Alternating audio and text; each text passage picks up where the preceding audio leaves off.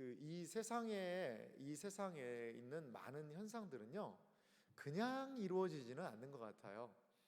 그 현상이 이루어지는 데는 분명히 그 일이 일어나기 전에 그 징조가, 그 현상이 일어나게 되는 어떠한 하나의 사인들이 있지 않나, 이런 생각이 듭니다. 요즘에 교회 마당에도 꽃이 피었거든요.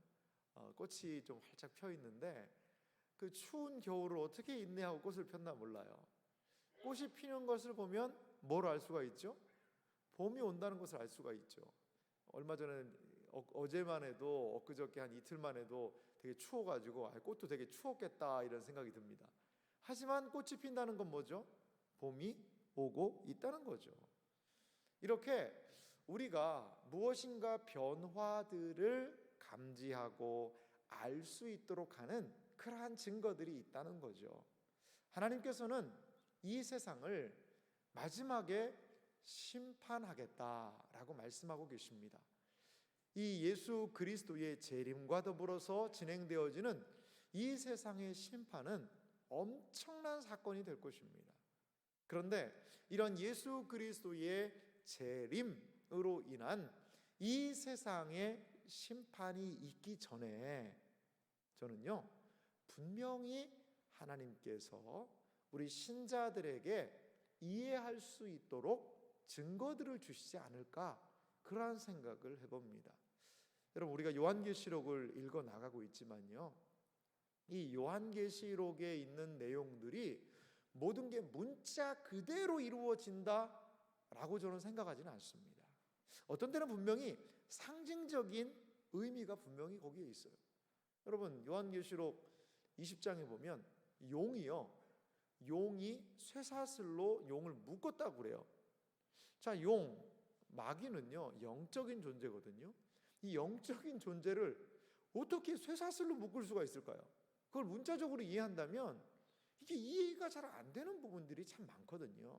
그래서 이것을 문자적으로 번역할 것인가, 상징적으로 번역할 것인가, 의미론적으로 번역할 것인가, 이것을 과거에다 일어난 사건으로 번역할 것인가, 앞으로 일어날 사건으로 번역할 것인가, 아니면 현재의 지금 일어나고 있는 일로 번역할 것인가, 상당히 계시록의 해석에 대한 여러 가지 갈래가 있는 것이 사실입니다. 하지만 우리가 이 계시록을 통하여 한 가지 느끼는 게 있어요. 그건 뭐냐면 충격이 있다는 거예요. 쿵 하고 충격이 분명히 있습니다. 우리가 오늘 살펴볼 마지막 이 대접 심판에 관한 이야기인데요, 그 이야기도 문자적인 의미를 분명히 얘기하고 있지만요, 그 문자가 주는 뭐가 있죠? 충격이 있습니다. 놀람이 있습니다. 지난 시간에도 살펴보았던 이 포도즙 틀에 포도들을 던져서 짓밟듯이 이 악한 사람들, 짐승을 따르는 사람들의 심판이 있을 것이다, 이러한 것들을 우리가 이미지를 우리에게 탁 각인을 시켜주는 것이죠. 그러한 효과가 저는 계시록에 있다고 봐요. 에이, 무슨 세상이 망하겠어? 이 세상이 말이야, 이렇게 잘 살고 있고 최첨단으로 하고 있고, 이제 로봇가 말이야, AI, 이 인공지능이 사람하고 바둑도 둬서 이기는 세상인데 무슨 하나님이 세상을 심판하고 인간이 얼마나 위대한데? 라고 많은 사람들이 생각할 수 있지만요, 저는 이번에 보십시오. 코로나19 바이러스를 여러분 보시기 바라요. 아니, 눈에 보이지도 않는 그 작은 바이러스 때문에 중국에서 좀 있으면 근 2,000명이나 되는 사람들이, 거의 가까운 사람들이, 아니 사람이 죽는다니까요. 이러한 현실이 남의 이야기가 아니라 우리와 매우 가까이 있다는 거죠. 가까이 있다는 거죠. 이러한 상황들을 우리는 만나게 되면서, 아하, 인간이 능력이 있고 무엇이든지 다 할 수가 있고 우리의 기술력이 뛰어나고, 야, 이런 게 너무나 아무것도 아닐 수 있겠구나, 이런 것들을 느끼지 않습니까? 여러분, 호주를 보세요. 호주가 얼마나 자연경관이 아름다운 곳이에요. 산불이 났습니다. 불이 나니까, 불이 나면 사람들이 불 끄면 되죠. 근데 그 불이 나가지고요, 그 호주에 얼마나 자연경관이 좋고 거기에 그 자연이 좋으니까 동물들이 많아요. 야생 동물이요 5억 마리가 이번에 죽었대요. 5억 마리가 이번 호주에 난 불로. 그러니까 뭐 캥거루, 코알라를 비롯해서 희귀한 야생 동물 5억 마리가 이번에 화재로 죽었을 것이다. 그렇게 추정을 하더라고요. 여러분, 이렇게 인류 문명이 발달을 하고 우리가 할 수 있는 것이 이 세상에 못할 게 뭐가 있어 라고 이야기하는 사람들 앞에 사람들도 걷잡을 수 없는, 어떻게 손 쓸 수 없는 이러한 상황들을 만나게 될 때 우리는 조금은 겸손해지는 것 같아요. 저는 뭐 중국이 하나님께서 하나님 말 안 들었으니까 거기에 중국에 그냥 이번에 저 재앙을 내리신 것이다, 하나님께서 그 땅을 심판하는 거다, 이렇게까지 이야기하기에는 조금 어려움이 분명히 있는 것 같습니다. 물론 우리가 시간을 더 지나고 이후의 역사가 어떻게 평가되는지를 살펴보아야 하겠지만 말입니다. 지금 중요한 것은 우리 기도해야 됩니다. 특별히 그 중국에 있는 교회 성도들도 얼마나 고통당하고 있겠어요. 그리고 그 중국에 있는 많은 사람들 얼마나 고통 가운데 있겠습니까? 한 사회가 완전히 지금 코로나19 바이러스로 마비된 상태 아니겠습니까? 속히 바이러스의 확산을 막아주시도록, 그리고 속히 그들이 일상으로 돌아가고 일상이 회복되도록 우리는 기도해야 됩니다. 그리고 하나님보다 더 높아진 마음들이 있었다면 이런 계기를 통하여 바짝 납작 엎드려서 겸손해야죠. 그것은 그 이후의 문제 아니겠습니까? 우리가 기도할 것은 주여 그 땅을 불쌍히 여겨 주옵소서, 주여 우리의 지금 이 어려운 상황을 주님 기억해 달라고 기도하는 것, 이것이 신자의 바른 태도가 아닐까 생각이 듭니다. 이렇게 하나님께서는요 이 세상에 벌어지고 있는 일들을 통하여 우리로 하여금 각성하게 하시고 깨닫게 하시고, 그리고 하나님의 존재에 대하여 잠시 생각하게 하는 그러한 일들이 있다는 것입니다. 오늘 우리가 살펴볼 내용들을 살펴보면요, 이제 7 대접 심판이 시작되는 것을 볼 수가 있습니다. 요한계시록 이 두 번째 환상은요 상당히 내용이 깁니다.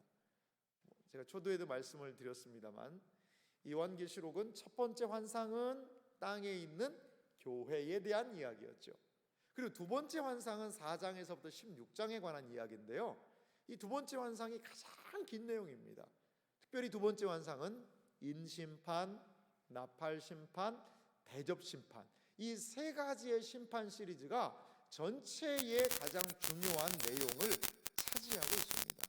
그리고 이제 세 번째 심판은 큰 성 바벨론이라고 하는 17장에서부터 20장의 내용으로 큰 성 바벨론 세상에 대한 완전한 심판이 이루어지는 것을 볼 수가 있고요.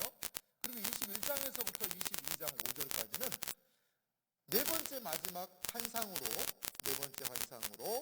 거룩한 성새 예루살렘에 관한 이야기가 진행이 되고 있습니다.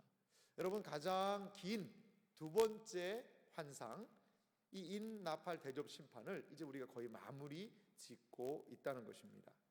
그러면 우리 유인물 한번 보시기 바랍니다. 1번 대접 심판의 서론 그 부분이 있는데요, 하나님의 진노를 담은 금 대접에 대한 이야기가 이 대접 심판의 서론부에 등장을 하고 있습니다. 한번 좀 우리가 성경을 좀 읽어볼까요? 요한계시록 15장 5절 말씀을 제가 읽어보겠습니다. 또 2일 후에 내가 보니 하늘에 증거 장막의 성전이 열리며, 이렇게 말씀하고 있습니다. 유인물 좀 보시면요, 이 증거 장막의 성전이 열린다, 이 이야기가 등장했던 게 이 11장 19절에도 이 이야기가 있었습니다. 제가 11장 19절 한번 읽어볼게, 들어보십시오. 이에 하늘에 있는 하나님의 성전이 열리니 성전 안에 하나님의 언약궤가 보이며 또 번개와 음성과 우레와 지진과 큰 우박이 있더라. 하나님의 성전이 열리니 언약궤가 보였다. 이러한 말씀을 이미 11장에서 했던 것을 볼 수가 있습니다. 유인물 좀 보시면요, 11장 19절에 성전 지성소가 열린 것은 실제로 임한 종말을 상징한다는 것이죠. 하나님의 성전이 열렸다는 것은 이제 종말이 시작됐다는 것을 말씀하는 것이죠. 그리고 하늘의 성전을 광야의 장막과 연결시키고 있습니다. 출애굽기를 보면요, 여러분, 성막이 등장하거든요. 이 성막이 등장을 하는데요, 출애굽기의 성막은 모형입니다. 모형, 실체가 아니에요. 이게 무슨 말씀이냐면, 출애굽기에 등장하는 성소가 있고 지성소가 있고 그 성막들이 있고 앞에 물두멍과 번제단이 있고 하는 그 모세가 하나님께서 알려주신 그 성막은요, 모형이라는 겁니다. 모형. 그러면 모형은 항상 뭐를 본따서 만든 거죠? 실체가 있겠죠. 실체가. 그 실체가 무엇이냐? 하늘의 성전이라는 거예요. 하늘의 성전. 하늘의 성전을 하나님께서는 모세에게 보여주시고 그것을 이 땅에다가 모형으로 만들어 놓으셨다는 것입니다. 성막을 한번 공부할 때가 분명히 있긴 할 텐데요, 이 성막의 내용을 보면요, 시내산하고 상당히 좀 유사한 그런 부분이 보여요. 어떻게 시내산하고 유사하냐면요, 지성소는 누가 들어가죠? 대제사장이 1년에 딱 한 번만 들어가고, 지성소가 왜 거룩하냐면 거기에 법궤 때문에 그렇습니다. 그 법궤 뚜껑을요, 시은좌 이렇게 얘기하는데, 하나님께서 거기에 이 세상에 딱 앉아 계신 자리가 바로 거기에요.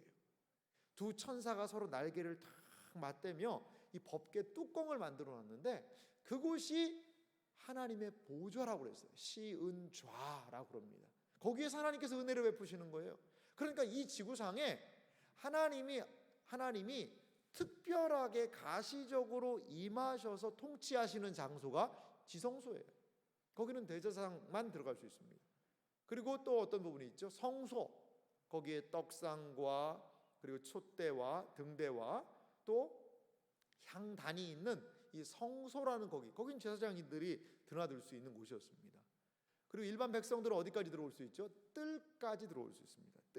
뜰까지, 성전 뜰 안까지는 들어올 수 있어요. 근데 이게요, 시내산하고 똑같습니다. 시내산 꼭대기에는 모세가 하나님을 만난 자리예요. 누구든지 여기 올라오면 죽는다고 그랬어요. 그런데 24장에도 보면 이 장로들이 산 중턱까지 올라와서 거기서 교제를 나누는 장면이 있어요. 그리고 일반 백성들은요, 이 산에 아예 올라오지 못하도록 아예 펜스를 치라고 그럽니다. 올라오면 죽는다라고 얘기를 해요. 그러니까 시내산도 이렇게 뒤집어 보면 가장 거룩한 곳, 조금은 덜 거룩한 곳, 그렇게 시내산도 구조가 나눠져 있고요. 이 성막도 똑같습니다. 가장 거룩한 곳, 그 지성소, 거룩한 곳, 조금 덜 거룩한 곳, 이런 식으로 거룩의 정도에 따라 이 성막도 구분이 되고요. 똑같이 시내산도 그러한 장면들을 살펴볼 수 있습니다. 이렇게 성막은 장막이라고도 하죠. 이 땅에 하늘에 하나님의 임재와 하나님을 예배하고 하나님께 온전히 돌려드리는 것을 기본으로 본받아서 이 땅에다 만들어 놓은 모형이라는 것이죠. 유인물 한번 2번을 보십시오. 바로 2번을 보면요, 증거 장막은 십계명을 두었던 법궤, 언약궤라고도 하고 증거궤라고도 합니다.를 의미하는데요, 법궤를 증거궤로 부르는 것은 그 안에 십계명 돌판이 하나님의 뜻을 새겨 증거하기 때문이다. 오늘 그래서 여기 증거 장막이라고 이야기했습니다. 그 장막 자체가 무엇인가를 증거하고 있다는 것이죠. 그것은 법궤 안에 있는 십계명 때문에 그렇습니다. 십계명은 하나님의 뜻을 명확하게 드러내 보여주는 하나의 가장 중요한 증거라는 것이죠. 6절 말씀부터요. 제가 한번 좀 더 읽어볼게요. 15장 6절을 제가 읽겠습니다. 일곱 재앙을 가진 일곱 천사가 성전으로부터 나와 맑고 빛난 세마포 옷을 입고 가슴에 금띠를 띠고 네 생물 중에 하나가 영원토록 살아계신 하나님의 진노를 가득히 담은 금대접 일곱을 그 일곱 천사에게 주니 하나님의 영광과 능력으로 말미암아 성전에 연기가 가득 차매 일곱 천사의 일곱 재앙이 마치기까지는 성전에 능히 들어갈 자가 없더라. 유인물 한번 3번을 보시면요, 네 생물 중에 하나가 하나님의 진노를 담은 금대접 일곱을 일곱 천사에게 지금 전달을 해주고 있어요. 이것은요, 성도의 기도를 가득히 담은 금대접, 앞에 5장 8절에도 등장했었는데요, 이제는 하나님의 진노를 담은 대접으로 바뀌고 있다는 것입니다. 바뀌고 있는 거예요. 일곱 대접 심판은 성도의 기도에 대한 하나님의 응답이라는 것입니다. 우리의 기도를 담아서 하나님께 올라갔던 그 금대접에 하나님은 무엇을 담으셨다는 거죠? 진노를 담으셨다는 것이죠. 특별히 인심판을 볼 때, 다섯 번째 인심판을 보면 이 순교자들이 하나님, 우리의 이 억울한 죽음을 하나님 기억해 주세요라고 거기서 제단 아래서 기도하는 장면이 나옵니다. 이렇게 이 세상의 신자들이 하나님을 믿었고 하나님 때문에 경험했던 억울한 박해와 어려움들, 그 모든 것들로 인한 탄원의 기도, 그것이 하나님께서 응답하셔서 성도들의 기도를 담았던 그 대접에 하나님께서는 진노의 심판을 담아 이 세상에 쏟으신다는 것이죠. 그렇기 때문에 우리의 기도로 인하여 이 세상에 이러한 심판, 수많은 박해자들, 수많은 순교자들, 그들의 피를 갚아주기 위한 이 땅의 심판이 될 수 있다라는 것입니다. 바로 4번을 좀 보면요, 천사들은 맑고 빛난 세마포 옷을 입었다라고 이야기를 하고 있습니다. 6절에도 계속 있던 말씀이죠.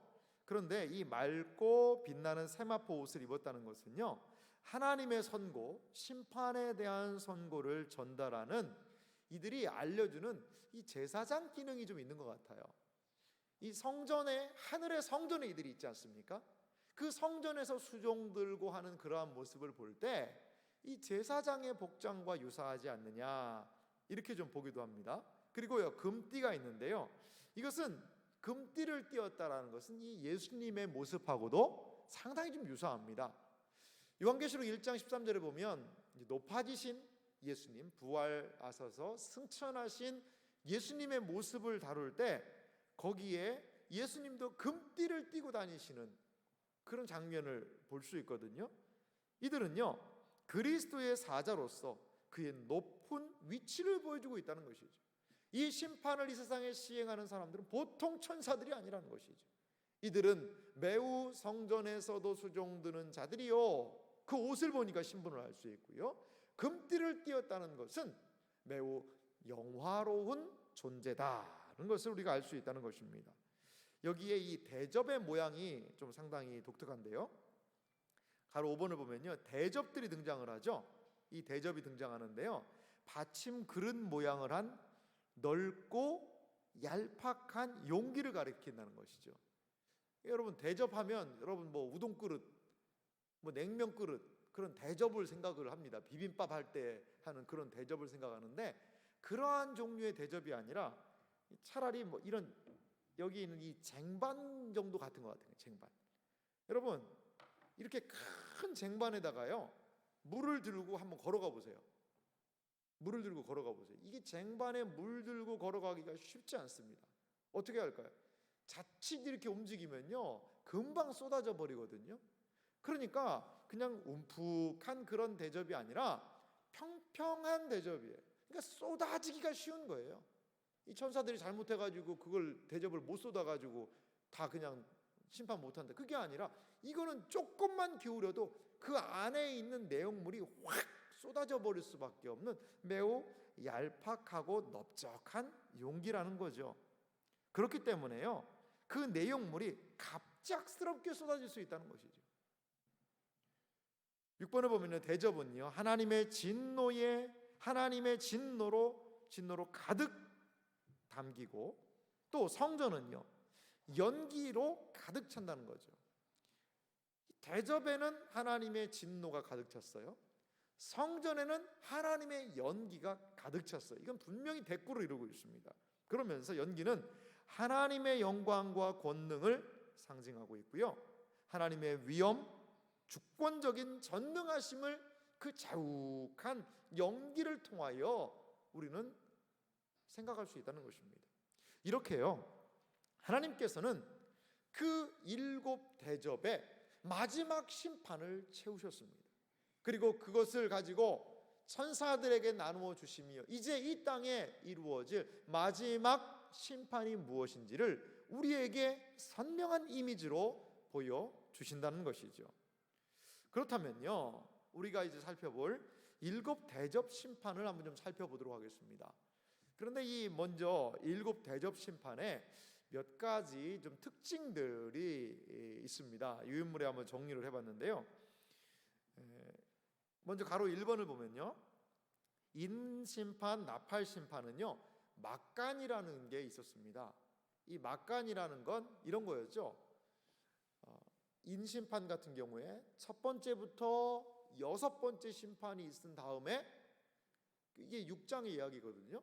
갑자기 7장의 한 장에는 그 천상에 있는, 땅에 있는 교회와 천상에 있는 교회에 대한 그 이야기가 쑥 들어와요. 그 다음에 8장에 가서야 인 마지막 떼는 게 나오거든요.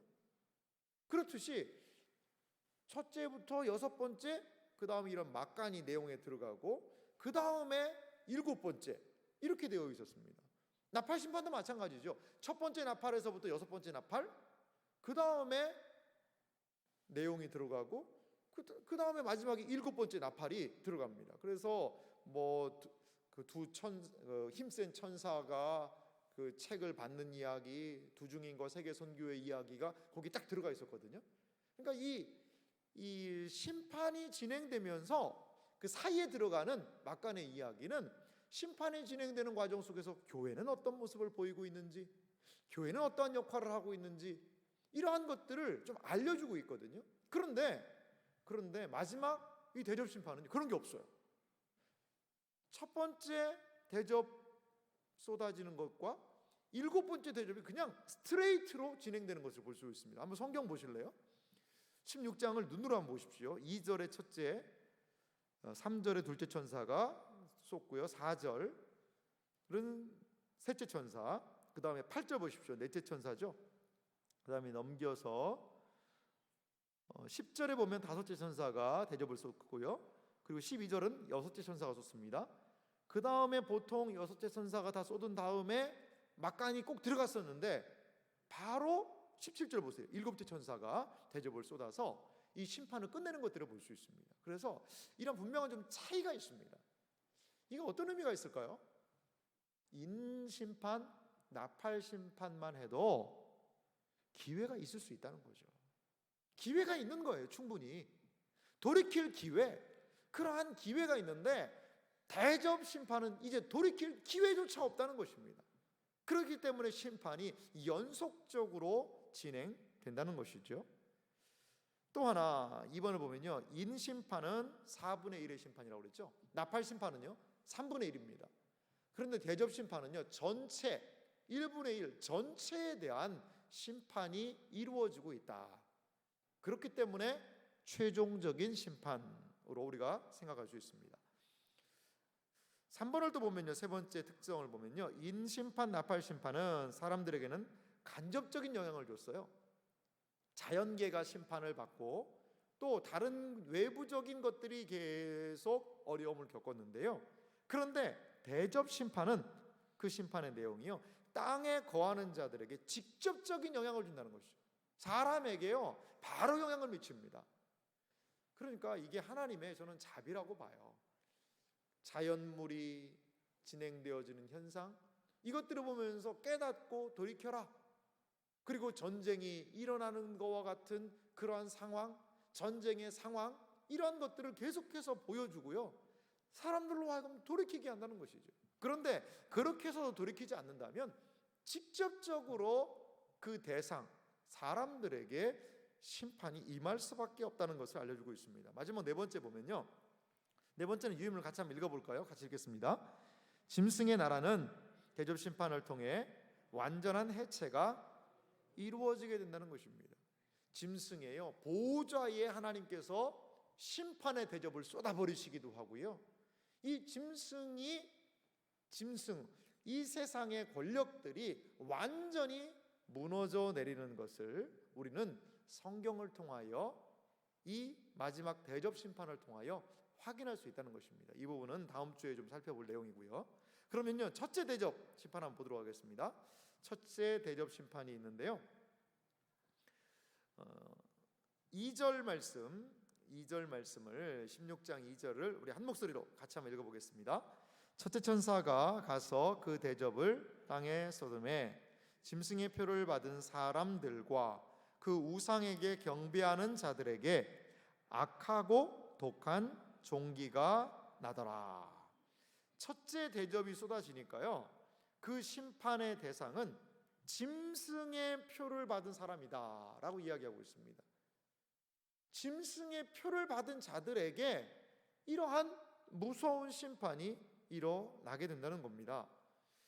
가로 2번도 보면요, 짐승에게 충성을 다한 사람은 계시록의 말씀에도 있죠. 13장 16절에 있는 내용과 같이 하나님의 심판을 받는 것이죠. 13장 16절은요, 이렇게 짐승을 따르는 자들을 이야기합니다. 제가 자막 준비했는데 읽어드리겠습니다.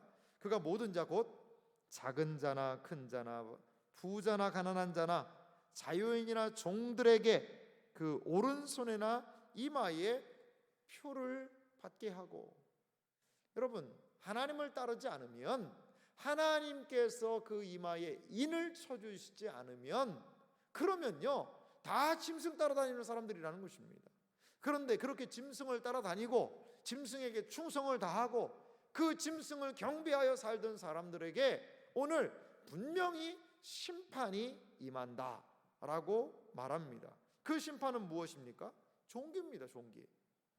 유인물 3번에도 보면요, 불신자들에게만 발생한 종기는 출애굽 때 이스라엘 백성과 애굽 백성을 구별하신 것과 병행한다는 것이죠. 여러분, 10가지의 그 출애굽기에 보면 재앙이 등장하죠. 거기에 6번째가 악성 피부병, 종기가 납니다. 그런데 그것으로 인하여서 애굽이 심판을 받죠. 그거하고요 많은 부분에 이게 유사해요. 하지만 고센 땅에 있는 이스라엘 백성들은 그 심판 속에서도 보호를 받거든요. 그거와 똑같은 이야기를 이 대접심판, 첫 번째 대접심판이 말하고 있습니다. 가로 4번을 보면요, 이 종기는요 종양이 생기고요, 찢어질 듯 아픈 종기로요, 나사로가 걸린 질병이 바로 이거라고 보고 있습니다. 이 원어가 똑같습니다. 이 종기가 나사로가 들렸던 그 종기라는 그 단어하고요 헬라어가 똑같아요. 그래서 이 종기로 인해서 사람은 누구나 고통 없이는 걷거나 앉거나 누울 수가 없는 그런 매우 고통스러움이 그들에게 임하는 것을 볼 수가 있습니다. 구약 성경에도 이 욥이란 사람이 이 종기로 인하여 고난을 당하지 않습니까? 그 기왓장을 깨트려 가지고 긁어야 할 정도로 그 극심한 고통을 겪었는데요, 이러한 일들이 지금 이 첫 번째 대접 심판을 통하여 일어나게 된다는 것입니다. 자, 두 번째 대접 심판 한번 볼까요? 그것은요 바다에 대한 심판이 이루어지는 것을 볼 수가 있는데요, 16장 3절 제가 읽겠습니다. 둘째 천사가 그 대접을 바다에 쏟음에 바다가 곧 죽은 자의 피같이 되니 바다 가운데 모든 생물이 죽더라. 계속해서 유인물을 보면요, 둘째는 바다의 모든 생물이 죽음을 경험하게 되는 그러한 심판이 벌어지게 됩니다. 둘째 심판은요 출애굽 때 나일강이 피가 된 것, 그것과도 연결, 병행이 되고 있습니다. 바다가 3번에요 피가 된 현상은요 큰 성 바벨론으로 상징되는 불신 세상의 경제 시스템이 파멸된 것을 의미하기도 한다는 것입니다. 18장에 등장을 하는데요. 그 당시에 이 로마는요, 지중해를 중심으로 한 해상 무역으로 이 로마가 엄청나게 돈을 많이 벌었습니다. 그리고 이 식민지로부터 값싸게 재료들을 계속 공수해 들어왔고요. 이 로마는 지중해를 자신들의 호수로 삼았다고 그랬어요. 이 지중해라는 그 바다가 로마의 호수라고 그랬습니다. 그렇게 해상 무역을 통하여서 식민지에서 값싼 것들을 가져왔는데 바다가 피로가 됐다는 것은요, 그 모든 해상 시스템이 마비가 된 것들을 또한 의미하기도 한다는 것이죠. 그러니까 경제적인 부분에서의 극심한 어려움을 의미한다라고 이야기하는 사람들도 있습니다. 이 세상도요, 여러분, 바다가 꼼짝 못한다라고 생각해 보시기 바랍니다. 지금도요, 엄청난 많은 배들이요, 물건을 싣고 운반을 하고 있습니다.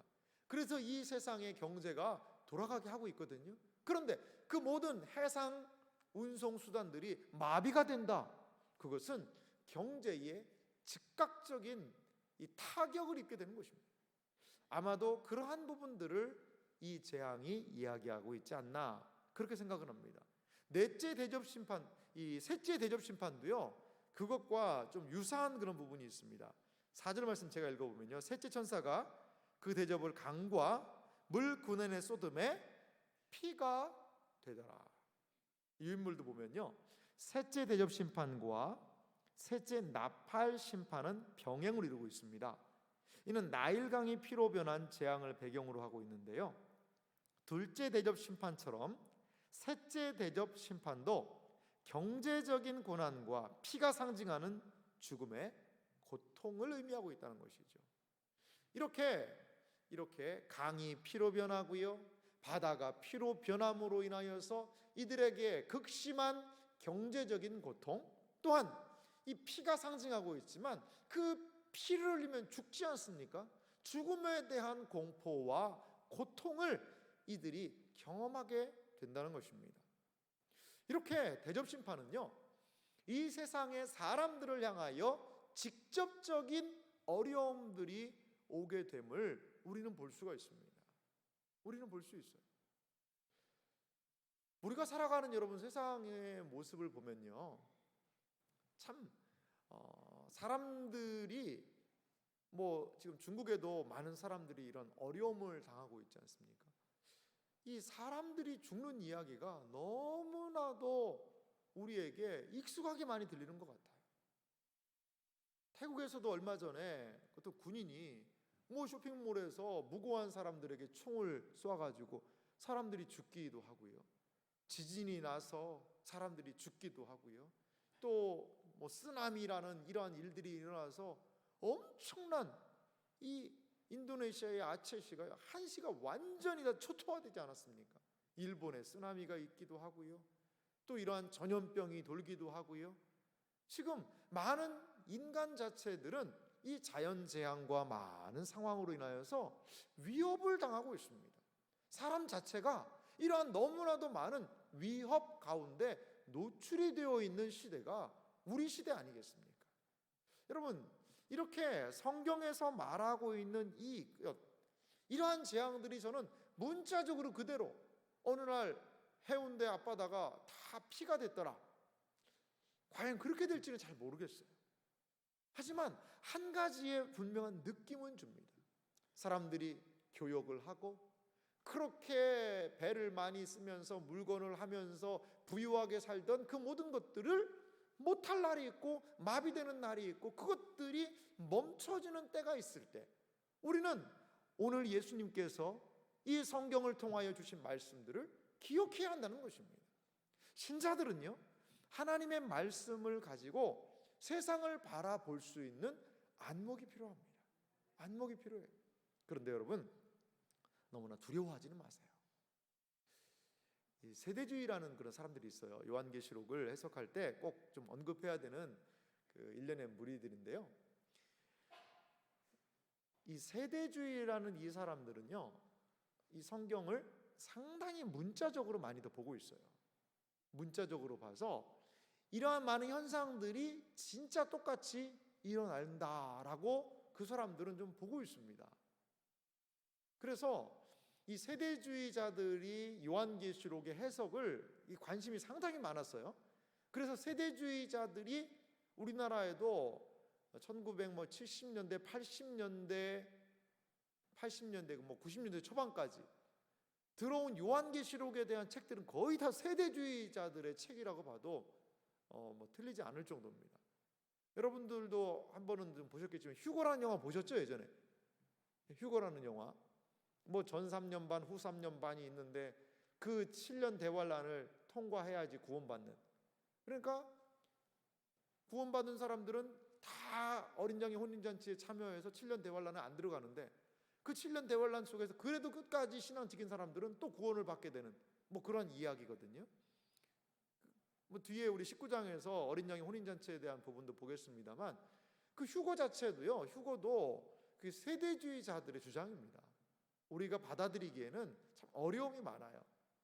물론 성경이 그러한 유사한 모습, 두 여인이 맷돌을 갈고 있다가 하나는 들림을 받고 하나는 그냥 있을 것이다, 이런 내용이 있는데 그 성경이 버스 운전하시는 신실하신 우리 박 집사님이 버스 운전을 하다가 갑자기 그냥 휴거가 돼가지고 쑥 올라가니까 그 버스가 기사가 없어져가지고 그 버스가 어디로 막 그냥 추락해가지고 나머지 사람들 다 죽는다, 이런 식의 휴거를 이야기하는데 그거는 좀 그런 현상은 아닐 것 같아요. 분명히 그거는 조금 잘못된 그런 부분들이 있습니다.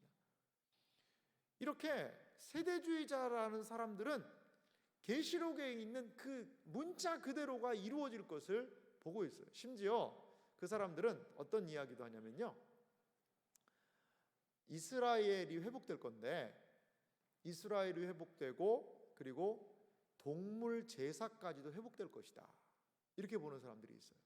그러니까 이스라엘이 회복되고 다윗의 왕권이 회복되고 성전이 회복되고 거기에서 다시 양을 잡고 소를 잡아서 제사를 드리는 것이 회복될 것이다.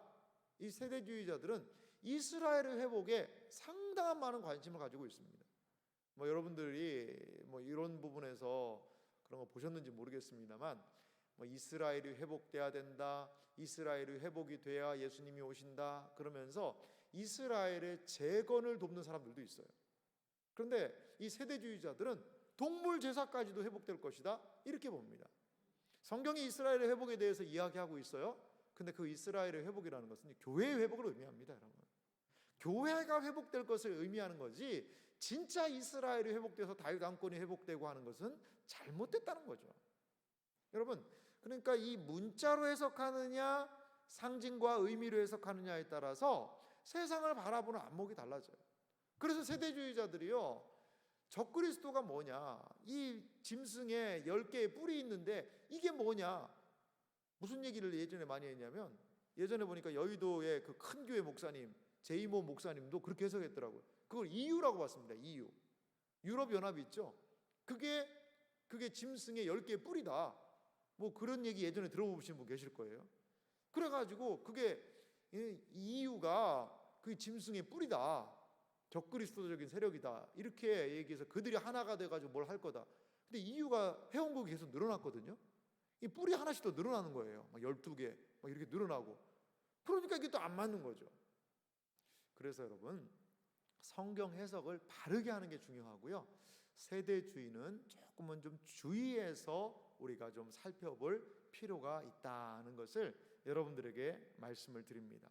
여러분, 여기에서 초도에도 말씀드렸습니다만 우리에게 보여주는 것은요, 충격이에요, 충격. 그 당시 이스라엘 백성들, 그 당시 하나님을 섬기는 그 그리스도인들이 이 이야기를 읽으면서 그들은 어떠한 생각을 하게 되었을까요? 바다가 피가 됐다, 해상무역을 통하여서 막대한 이익을 추구하고 있는 그 로마, 야, 바다가 피가 되면 아무짝에도 쓸모없게 되겠네, 완전히 그들이 힘을 못 쓰게 되겠구나, 그것을 아마 성도들은 깨달아 알게 됐을 거예요. 그래서 하나님께서 분명히 이 세상이 하나님보다 높아지고자 하는 바벨론적인 세력들을 심판하시고 그들의 세력을 억제하시는 그러한 분명히 액션을 취하실 것이다.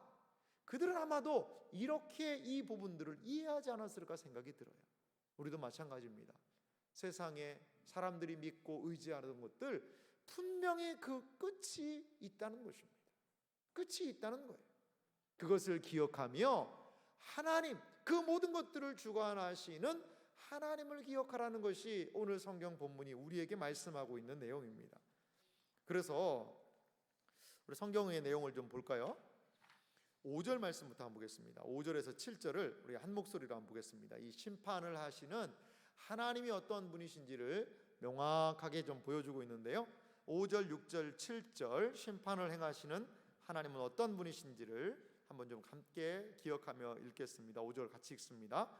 내가 들으니 물을 차지한 천사가 이르되 전에도 계셨고 지금도 계신 거룩하신 이여 이렇게 심판하시니 의로우시도다. 그들이 성도들과 선지자들의 피를 흘렸으므로 그들에게 피를 마시게 하신 것이 합당하니이다 하더라. 또 내가 들으니 제단이 말하기를 그러하다. 주 하나님 곧 전등하신 이시여 심판하시는 것이 참되시고 의로우시도다 하더라. 아멘. 여러분 유인물을 좀 보시기 바랍니다. 3번을 보면요, 가로 3번을 보면요, 이 심판이 진행되면서 물을 차지한 천사, 물들의 천사라고 원어에 나와 있던데요, 하나님의 공의를 찬양하고 있습니다. 그러면서요 이야기를 심판의 이유를 명확하게 이야기하는데요, 이들이 이 세상이 선지자들과 성도들의 피를 흘렸기 때문에 대접 심판이 임하게 되었다는 것입니다. 심판은 하나님께서 이 세상에 무너진 공의를 세우시는 과정으로요, 하나님은 의로우시며 심판하시는 방식도 공정하시다는 것입니다. 여러분, 세상에요 하나님의 의가 무너진 것 같은 시대를 우리 살아가고 있습니다. 힘 있는 사람들이 자기의 마음대로 그 포갑 정치를 하고 또한 경제적인 이득을 착취하고 그리고 자신들의 군사적인 우위와 힘을 가지고 약소국들을 막 밀어붙이고 하는 여러 가지 이 세상이 너무나도 어려운 가운데 놓여 있습니다. 전쟁을 보시기 바랍니다. 이 전쟁이라는 것이요, 얼마나 무고한 많은 사람들이 피해를 당하는 것이 전쟁입니까? 이 코스보 사태를 인하여서 그 난민들, 터키 그 지역의 수많은 난민들, 재작년 최근에도 그 난민들이 보트를 타고 탈출하다가 한 아이가 그 바닷가에 그 아이의 시체가 밀려 떠내려온 그 장면, 온 세계의 사람들이 경악을 했지 않습니까? 이렇게 이 세상에 정치적인 그러한 이해관계, 종교적인 이해관계로 인하여서 이 세상이 전혀 사람들을 죽이고 쫓아내고 박해하고 핍박하는 것을 당연하게 여기는 이 세상의 풍조들이 있습니다. IS의 그런 모습을 보시기 바랍니다. 공개적으로요, 이 잔인한 사람들이 지금은 좀 그런 걸 자제하고 있지만요, 우리나라의 그 선교사도 당했지 않습니까? 여러분, 그 비디오로 촬영을 해서 그 목을 치는 것을 촬영을 해서 보내요. 이 손마디를 다 끊어낸다는 거죠. 그걸 다 촬영을 해서 보여주면서 사람들을 협박합니다. 여러분, 무엇 때문에 그렇습니까? 알라 이슬람이 위대하다, 이 알라 이슬람에게 위배되는 사람들은 다 이렇게 된다는 것들을 보여주는 그런 현상이라는 거죠. 여러분, 알라를 섬기건 그리고 하나님을 섬기건 다른 종교를 섬기건 그것으로 어떠한 종교를 섬긴다는 것 때문에 사람을 그렇게 죽이는 이 세상, 의로운 세상일까요? 거기에서는 공의를 발견할 수가 없는 것입니다. 발견할 수가 없는 거예요. 그런데 이제 하나님께서는 이 세상의 그러한 모습을 묵과하지 않으시고 이러한 심판을 통하여서 그러한 세상을 분명하게 잘못되었다는 것을 알려주시겠다는 것입니다. 그래서 하나님의 공의가 세워지는 과정이 심판을 통하여 일어나고 있다는 것입니다. 여러분 5번을 좀 보면요, 가로 5번을 보면요, 제단은 하나님의 심판을 통한 공의로우심을 인정하고 있습니다. 이 제단이 무엇을 이야기했죠? 제단이 이르되 그러하다 주 하나님 곧 전능하신 이시여 심판하시는 것이 참되시고 의로우시도다 라고 제단이 말했다는 것입니다. 여러분 제단은 어떤 곳이죠? 순교자들의 탄원이 있던 곳입니다. 계시록 6장 9절 제가 읽어볼게요. 다섯째 인을 떼실 때에 내가 보니 하나님의 말씀과 그들이 가진 증거로 말미암아 죽임을 당한 영혼들이 제단 아래 있어. 하나님의 말씀, 그들이 가진 증거 때문에 죽임을 당한 사람, 순교자들이 제단 아래에 있었다는 것이죠. 8장 3절에도 보니까요, 또 다른 천사가 와서 제단 곁에 서서 금향로를 가지고 많은 향을 받았으니 이는 모든 성도의 기도와 합하여 보좌 앞 금 제단에 드리고자 함이라. 금향로에 그 기도를 담아서 제단으로 드리는 것이죠. 제단으로. 그 제단, 성도들의 탄원이 모이고 성도들의 기도가 모인 그 제단이 말할 때 이렇게 하나님께서 심판하시는 것이 옳다는 것입니다. 그 다음 내용을 좀 살펴보면요, 하나님은 참되시며 의로우십니다. 하나님의 말씀과 심판의 참된 성격은 그 진실하심에 기반을 둔다는 것입니다. 하나님께서는 기분에 따라 마음대로 세상을 심판하시는 것이 아니라 진실하심으로 인하여 세상을 심판하신다는 것입니다. 이 세상은 하나님의 분명히 심판을 받게 됩니다. 그런데 그분은 감정에 따라서 어떠한 이익에 따라서 심판하시는 것이 아니라 참되고 진실하심에 의하여 세상을 심판하신다는 것입니다. 이제 네 번째 대접 심판을 우리가 좀 마지막으로 살펴보기 원하는데요, 제가 이 성경을 한번 읽어보겠습니다. 넷째 천사가 그 대접을 해에 쏟음에 해가 권세를 받아 불로 사람들을 태우니 사람들이 크게 태움에 태워진지라. 이 재앙들을 행하는 권세를 가지신 하나님의 이름을 비방하며 또 회개하지 아니하고 주께 영광을 돌리지 아니하더라. 아멘. 이제 네 번째 대접 심판의 내용을 좀 살펴보면요, 이 해는 불로 사람들을 태운다는 것입니다. 이 해의 뜨거운 열기로 인해 태워지는데 이것은 매우 공포스러운 심판입니다. 많은 사람들이 여름에 이제 구릿빛 피부를 자랑하기 위해서 뭘 하죠? 선탠을 합니다. 선탠을 합니다. 근데 이게 선탠 정도가 아니라 이 선탠도 좀 뜨거우면 이게 피부가 벗겨지지 않습니까? 그런데 여러분 18년도에 해운대에서 그 사람들이 해수욕을 잘 못했습니다. 왜 그런가 봤더니 이 백사장이 너무 뜨거워가지고요, 이게 밟고 갈 수가 없는 거예요. 그럴 정도로 뜨거워가지고 사람들이 해수욕을 그때 많이 못한 그런 부분들을 좀 봤거든요. 여러분, 이 햇볕이 적절하게 내려야 뜨거워야 곡식이 있기도 하고요. 그리고 우리도 사람도 비타민 D를 또 햇볕을 통하여서도 얻을 수 있다고 그래요. 그런데 그 정도가 아니라 해가 뜨거워가지고 사람을 아예 태우는 거예요. 해에 타 죽게 된다는 것입니다. 여러분, 생각만 해도 끔찍하지 않습니까? 어디에서 태양을 피하겠어요? 어떻게 태양을 피하겠어요? 다 건물 안에만 그럼 다 들어가 있어야 된다는 얘기일까요? 이것은 매우 끔찍하고 공포스러운 심판을 이야기하고 있습니다. 그런데 2번을 보면요, 성도는 해나 아무 뜨거운 기운에 상하지 않는다는 것이죠. 상하지 않는다는 것입니다. 불은 심판의 도구이며 이 심판은 하나님을 섬기지 않는 불신자들에게 향한 것임을 알 수 있다는 것입니다. 요한계시록 7장 16절에 보니까요, 이렇게 말씀을 하고 있어요. 요한계시록 7장 16절 우리 같이 한번 읽어볼까요? 신자들에게 주신 말씀이었는데요, 승리한 자들에게 주셨던 말씀입니다. 같이 읽겠습니다. 그들이 다시는 줄이지도 아니하며 목마르지도 아니하고 해나 아무 뜨거운 기운에 상하지도 아니하리니. 아멘. 여러분, 분명하게 이렇게 해에게 태워지는 것은 불신자들이 하나님에게 받는 심판이겠다는 것을 우리는 살펴볼 수 있습니다.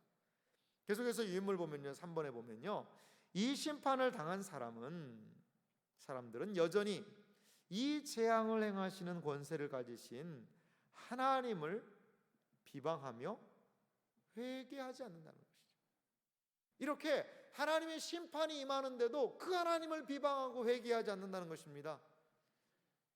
요한계시록 13장 6절도 이렇게 이야기합니다. 짐승이 입을 벌려 하나님을 향하여 비방하되 그의 이름과 그의 장막 곧 하늘에 사는 자들을 비방하더라.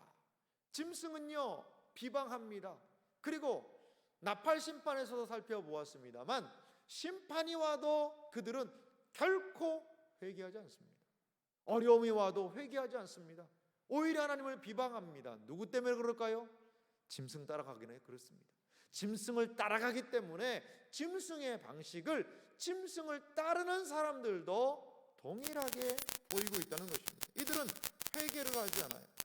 자, 그런데요, 바로 4번을 보면 회개하지 않는 모습은요, 뭐와 비슷하냐면 출애굽 때의 애굽왕 바로를 연상한다는 것입니다. 세상이 왜 하나님의 진노를 받게 되는지를 보여주는 것이 이러한 모습인데요, 출애굽기 9장 34절과 35절을 한번 좀 보면요, 제가 읽어보겠습니다. 바로에 대한 이야기인데요, 바로가 비와 우박과 우레소리가 그친 것을 보고 다시 범죄하여 마음을 어떻게 했죠? 완악하게 하니 그와 그의 신하가 꼭 같더라. 이게 바로나 신하나 똑같아요. 짐승이나 짐승을 따르는 자들이나 똑같아요. 이 바로도 하나님께 회개하지 않습니다. 완악하게 합니다. 그러면서 35절 보니까요, 바로의 마음이 완악하여 이스라엘 자손을 내보내지 아니하였으니 여호와께서 모세에게 말씀하심과 같더라. 이렇게 바로가 10가지의 재앙을 버티고 완악하게 완고하게 했던 것처럼 지금 이 세상의 사람들도 심판이 있지만 그 심판 가운데서 겸손하게 하나님 고백하지 않고 겸손하게 하나님께 자신들의 잘못들을 뉘우치지 않고 끝까지 완악하게 하는 것이죠. 끝까지 완고함을 부렸던 바로 어떻게 될까요? 그런 모든 심판 다 받는 거예요. 돌이키면 살게 되고 하나님의 심판이 거기에서 끝나는데 끝까지 완고하게 교만하게 완악하게 강팍하게 가니까 끝까지 그 모든 심판 다 받지 않습니까? 장자의 죽음의 심판까지도 말입니다.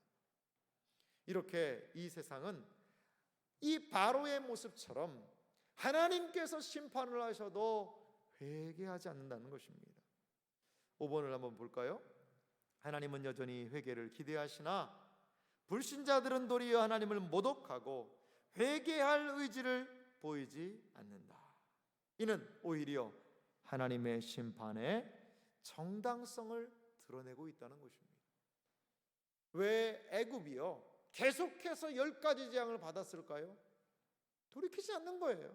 이스라엘 백성들을 보내지 않으니까 하나님의 분명하신 뜻이 있음에도 불구하고 순종하지 않고 그것들을 거부하니까 하나님께서 끝까지 심판 내리시지 않습니까? 세상도 마찬가지입니다. 이 세상 하나님의 심판 때에 돌이켜야 합니다. 경고를 받고 돌이켜야 합니다. 나팔 심판의 재앙을 듣고 돌이켜야 합니다. 대접 심판의 그 두려운 상황들을 보고 이 세상에 인간과 사람과 우리의 힘으로 할 수 없는 것들을 보면서 두려워 떨면서 돌이켜야 함에도 불구하고 끝까지 돌이키지 않으면 어떻게 된다는 것이죠? 그 돌이키지 않는 그 심판과 재앙에 함께 망하는 것입니다. 함께 망하는 겁니다. 우리에게 주님께서 회개할 마음을 주셨다면 여러분 감사하시기 바라요. 우리에게 죄악을 깨닫게 하셨다면 그걸 붙잡고 꼭 회개하시기 바랍니다. 회개하는 것, 신자가 이 세상과 구별된 모습이라는 것입니다. 내 마음 가운데 양심의 가책이 있고 찔림이 있고 이것이 내가 하나님의 자녀요 백성임에 대한 증거라는 것을 여러분 기억하시기 바랍니다. 우리가 세상을 위해서 어떻게 기도해야 할까요? 무엇을 이 대접심판을 보면서 기도해야 할까요? 주여, 이 세상에 하나님의 진노의 두려움을 깨닫게 알게 하시고, 그리고 그들이 돌이키게 하여 주시옵소서. 인간의 무능함을 보며 돌이키게 하여 주시옵소서. 이 재앙의 두려움을 보면서 돌이키게 하여 주시옵소서.